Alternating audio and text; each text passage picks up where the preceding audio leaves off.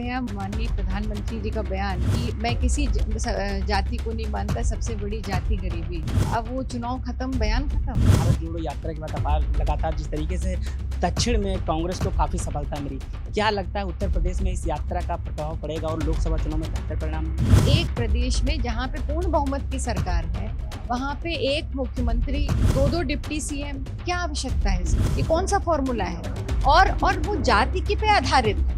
तो जाति की बात भाजपा हमेशा करती आई है, पर अपने फायदे के लिए। उत्तर प्रदेश के सभी जनपदों में रहेंगे, क्या इसमें इंडिया गठबंधन के सहयोगी दल भी रहेंगे, क्योंकि आप लोग एक सहयोगी दल हैं सभी? लोकसभा चुनाव से पहले उत्तर प्रदेश में इस बार फिर प्रियंका गांधी एक्टिव नजर आएंगी और 20 तारीख को कांग्रेस पार्टी की उत्तर प्रदेश में पदयात्रा निकलने जा रही है, जिसमें प्रियंका गांधी भी शामिल हो सकती हैं।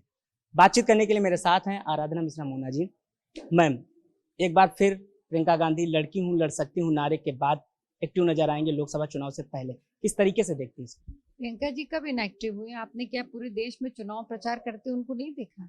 हर राज्य में अहम भूमिका उन्होंने कांग्रेस के सच्चे सिपाही होने के नाते उन्होंने हर राज्य में निभाई।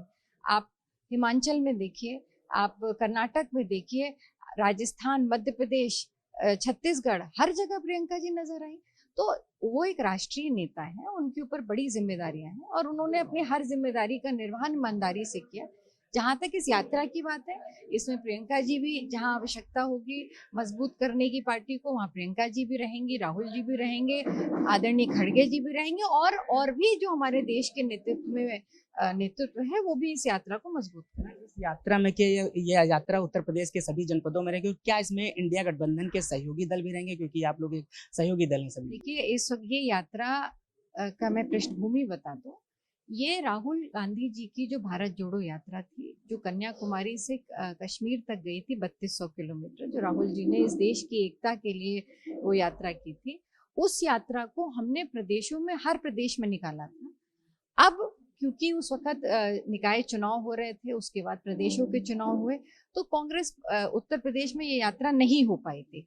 तो मैं बहुत स्पष्ट कर दूं कि ये वही यात्रा है जो प्रदेशों में, अन्य प्रदेश में निकली थी और उत्तर प्रदेश में नहीं हो पाई थी, जो 20 दिसंबर से शुरू होने जा रही है। हमारा एक सवाल है, भारत जोड़ो यात्रा के बाद लगातार जिस तरीके से दक्षिण में कांग्रेस को काफी सफलता मिली, क्या लगता है उत्तर प्रदेश में इस यात्रा का प्रभाव पड़ेगा और लोकसभा चुनाव में बेहतर परिणाम होंगे? यकीनन पड़ेगा। बहुत मजबूती से इस यात्रा को हम सब लोग मेहनत करके निकालेंगे। आज हमारे सभी वरिष्ठ नेता आए थे, उसमें पूर्व मंत्री भी थे, पूर्व एमपीज भी थे, पूर्व विधायक भी थे और सभी लोग थे। सब लोगों ने आश्वस्त किया कि सब लोग इस यात्रा को पूरी ताकत और मजबूती से निकालेंगे। आखिरी सवाल है कि जिस तरीके से लगातार विपक्ष जाति जनगणना की बात कर रहा है, बीजेपी ने जो 3 राज्यों के मुख्यमंत्री बनाए हैं जातीय समीकरणों को साधते हुए, क्या लगता है विपक्ष के जातीय जनगणना का यह पलटवार है? कहाँ गया माननीय प्रधानमंत्री जी का बयान कि मैं किसी जाति को नहीं मानता, सबसे बड़ी जाति गरीबी। अब वो चुनाव खत्म, बयान खत्म। अब वो फिर जाति की गोट फिट करने में 24 के लिए लग गए। एक प्रदेश में जहाँ पे पूर्ण बहुमत की सरकार है, वहां पे एक मुख्यमंत्री, दो डिप्टी सीएम, क्या आवश्यकता है इसकी? ये कौन सा फॉर्मूला है? और वो जाति की पे आधारित है। तो जाति की बात भाजपा हमेशा करती आई है, पर अपने फायदे के लिए। उन्होंने उन जातियों का फायदा नहीं किया। और जहां तक जाति जनगणना की बात है, कांग्रेस पहले भी इसके पक्ष में थी, आज भी इसके। मध्य प्रदेश में जिस तरीके से ओबी चेहरा को बनाया गया, मध्य प्रदेश में 50% है पिछड़े वर्ग। नहीं, वो मैंने कहा ना कि उन्होंने उनका चुनाव के पहले भाजपा का कुछ रुख और था, चुनाव बीत गया, पर अब 24 है, तो उसके लिए उन्होंने अपनी गोट सेट कर दी। उसके हिसाब से उन्होंने हर जाति के लोगों को बना दिया। तो इसकी आवश्यकता क्या थी?